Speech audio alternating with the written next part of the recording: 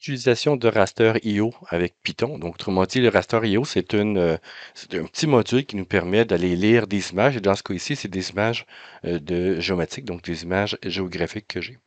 Les données que j'ai ici, c'est une partie du Québec. Donc, c'est une image d'une partie du Québec. Donc, c'est près du réservoir Manicouagan.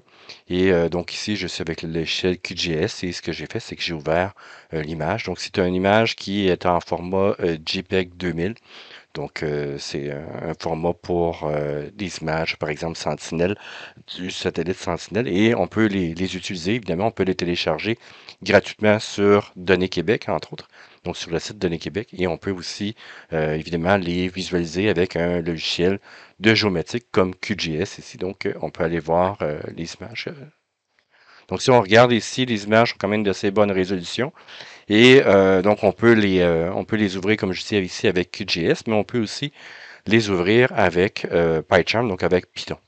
Donc, ce que vous devez faire, c'est d'installer la librairie raster.io, donc input-output, donc raster ici, input-output.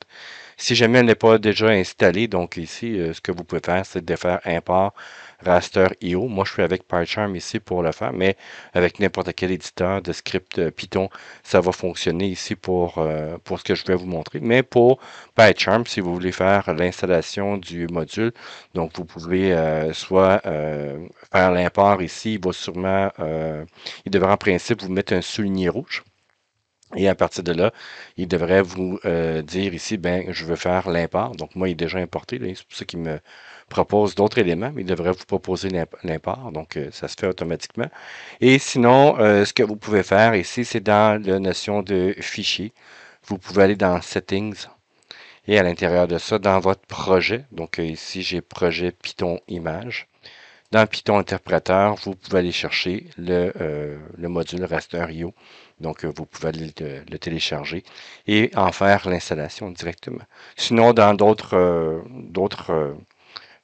comment dire, les interpréteurs Python, donc les autres logiciels pour pouvoir faire du Python, ben ça peut changer un peu. Sinon, vous pouvez utiliser aussi PyPip, donc, ou pip install, excusez-moi. Donc, pip install pour pouvoir faire l'installation de raster.io ici. Donc, moi, j'ai déjà mis le chemin pour l'accéder à mon image. Donc, si vous regardez, c'est vraiment un JPEG 2000. Et j'ai mis l'image dans le même répertoire que mon script ici que j'ai appelé main. Donc, pour débuter ici avec ça, bon, il y a plein de petites choses qu'on peut faire. Donc, ben, premièrement, ce que je devrais faire ici, c'est d'ouvrir l'image, donc pouvoir lire les informations à l'intérieur. Par exemple, ici, dataset. Ici qui est là. Et on peut faire rasterio.open.im. Donc, im, c'est quoi? C'est ni plus ni moins que le nom du fichier. Donc, j'ai pas mis le chemin d'accès parce que c'est dans le même répertoire que mon fichier même. Donc, en faisant ceci, ben, si je le fais rouler, il n'y a pas grand-chose qui se fait. Je ne fais rien afficher à l'intérieur de ça. Mais si je fais print ici, par exemple, tiens, pourquoi pas dataset, ben, ça va me dire ici qu'il y a un dataset reader. Donc, c'est l'objet. Donc, avec le nom ici de l'image et le mode ici, c'est en read, donc en lecture. Et je peux faire afficher un paquet d'informations. Donc, en cliquant ici avec sur le point, ben, PyCharm reconnaît déjà les possibilités que je peux faire avec ce type de données-là. Et je peux aller chercher, par exemple, le CRS, c'est ni plus ni moins que la référence spatiale.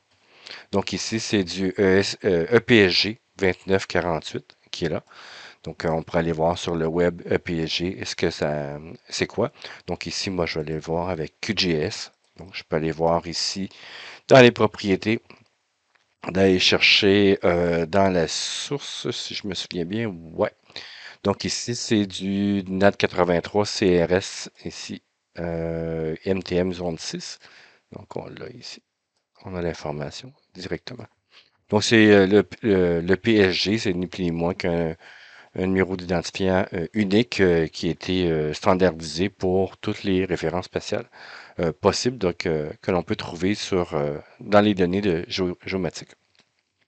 Donc, si on revient dans PyCharm ici, donc on peut voir ici la référence spatiale pour ça. On peut aller chercher, par exemple, le width, c'est-à-dire la largeur, donc combien de pixels j'ai, donc c'est 89 250 pixels. Je peux aller chercher aussi la hauteur, height, donc la hauteur. Donc, c'est 70 960 pixels de haut. Donc, il y a plein de petites informations qu'on peut aller chercher. Donc, bounds ici, c'est d'aller chercher les coins. Donc, bounding box, c'est l'étendue. Autrement dit, dans certains cas, là, on va appeler ça l'enveloppe. C'est l'étendue en coordonnées de la référence spatiale. Donc, ici, on a les box.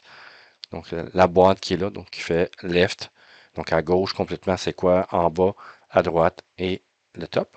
Donc, on a les quatre éléments qui vont nous donner ici l'étendue. Et vous avez, par exemple, le méta, donc pour les métadonnées. Donc ici, c'est un dictionnaire de données, donc avec les valeurs, donc les drivers qui ont servi à ouvrir l'image, c'est ça. Le type ici, c'est des entiers codés sur 8 bits. Donc, chaque bande que j'ai, c'est codé sur des valeurs de 0 à 255, donc 256 possibilités. Donc, c'est sur un octet. Donc, il y a du no data ici, donc j'ai la largeur, la hauteur. J'ai 5 bandes ici. Le CRS, donc je l'ai ici, c'est la référence spatiale. Et je devrais avoir, ben, aussi, la référence spatiale est vraiment très, très détaillée ici. Et je crois que c'est pas mal tout. Hein, c'est ça. Donc ici, on a la notion des étendues, je crois, si je ne me trompe pas. Donc, vous avez ici, d'un coup, ici, le méta. Sinon, ben, je peux aller chercher aussi point, pas band, ce serait count ici. Donc, count, ça veut dire le nombre de bandes que j'ai. Donc, dans ce cas ici, j'ai 5 bandes. Donc, je devrais avoir en principe rouge, vert, bleu. Et je devrais avoir aussi d'autres bandes. Donc, dans ce cas-là, ici, j'ai les bandes 1, 2, 3 ici qui me permettent d'avoir les informations, mais on peut aller changer la base ici. Donc, dans les symbologies, changer les numéros de bande ici. Et on peut voir que j'ai la bande 4 et la bande 5 ici, qui est la transparence ou l'opacité en anglais ici. Donc, je pourrais dire aller chercher, l'appliquer ici pour la bande 4 plutôt que la bande ici dans le bande bleue. Donc, bande 4 plutôt que la bande 3, par exemple. Donc, je peux faire des modifications ici. Donc, j'ai 5 bandes possibles pour ceci. Donc, c'est ce que j'ai dans Python.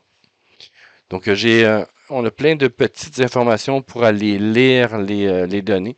Donc, count ici, les drivers, des types ici. Donc, des types, ça va me donner pour chaque bande combien de bits.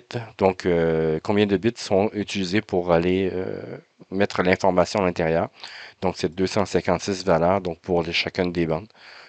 Donc, ici, 8 bits, donc un octet pour la bande, mettons, rouge, vert, bleu, la quatrième bande ici et la bande d'opacité qui est là.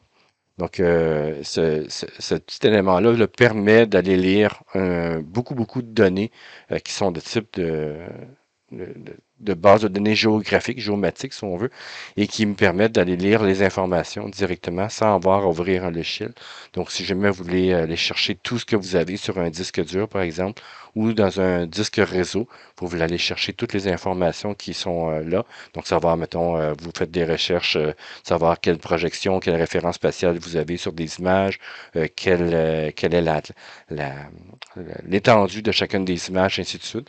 Mais en Python, avec le module Raster.io, ça devient hyper simple à utiliser.